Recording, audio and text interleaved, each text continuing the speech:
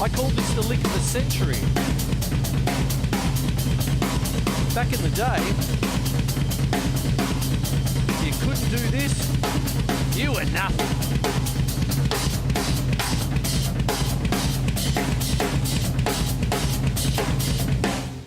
What was that?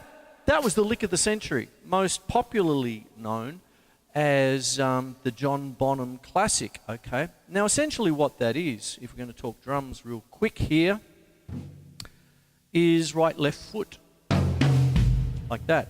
Lots of inversions. Mr. Bonham was known for putting his foot first, you know, like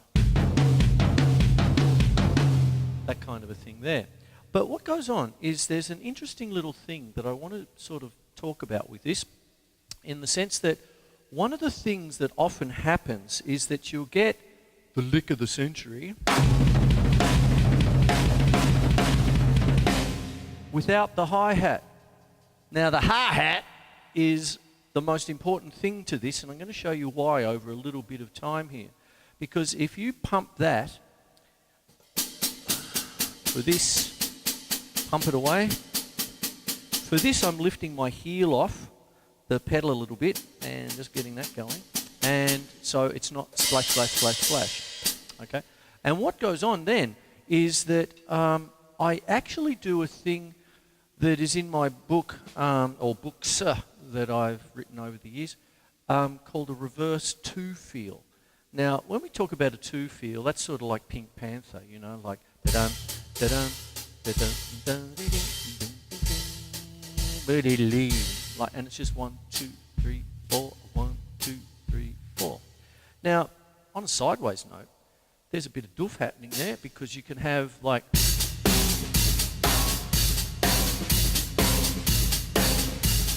you know, when you listen to doof, it's not just doof, doof, doof, doof. It's sort of like unch, unch, unch, unch, unch, unch, unch, unch. You'll always hear that offbeat. And when a real drummer is trying to sort of play that, it's always great to put the hi-hat on the offbeat. So you might have a normal rock beat. That's one thing. The offbeat.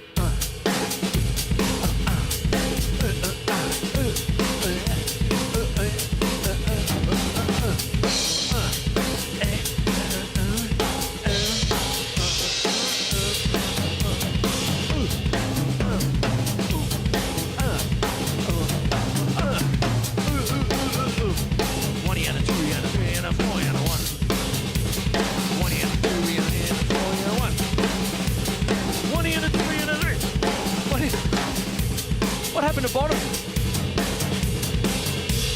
So what you've got there is now what happens is you reverse it. So if you've got a normal two feel of,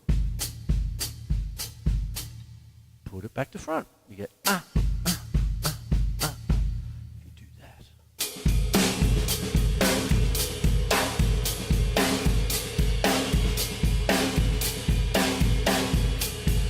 Try this little fella over here.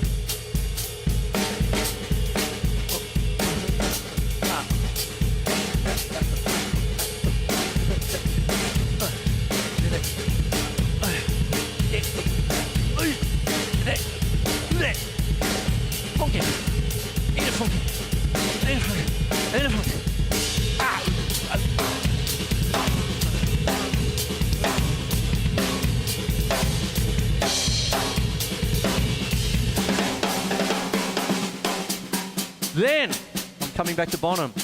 That was the reverse two feel. Hat first. Great for things like the Police and stuff, you know, Stuart Copeland. So, 1,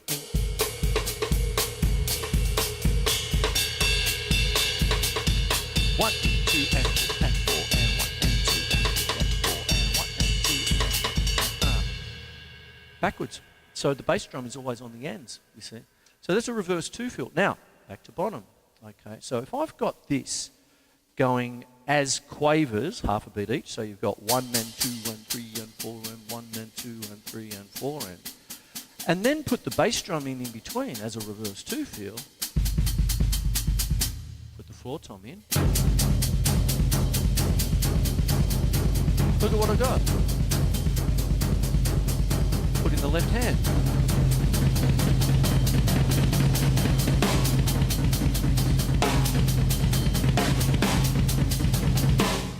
Many a year ago, I did a show called Innies and Outies, and belly buttons. And thank you, Mel, one of my students at the time. It's like belly buttons, innies and outies. And what it is when you listen to drum solos by the likes of Buddy Rich and people like that, when you have a real look at him, he's a snare drum player, and then he flips out, sort of thing. So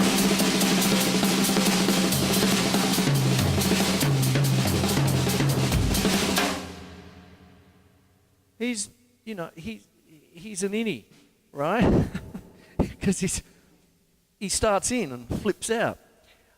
Bonham has, he does similar things. We're all innies and outies in our own little way. But if you've got tom-toms happening, he's an outie and he goes in, right? Get it?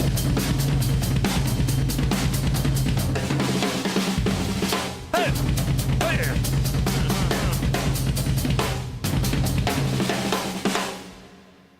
Hey! Ian Pace, in his of Deep Purple, made in Japan, 1972, one of the greatest live albums ever produced after the Who Live at Leeds.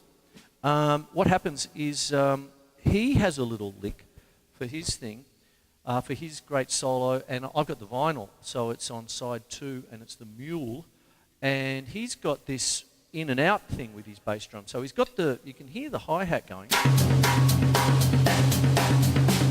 So he's doing snare, rack, floor, rack, snare, rack, floor, rack, like that. And then he drops his bass drum in.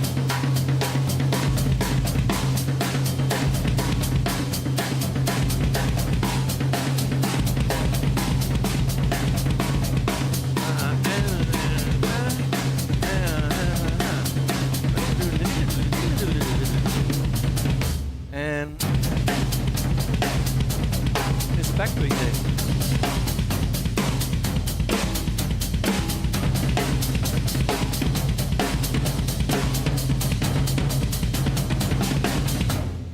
Something there.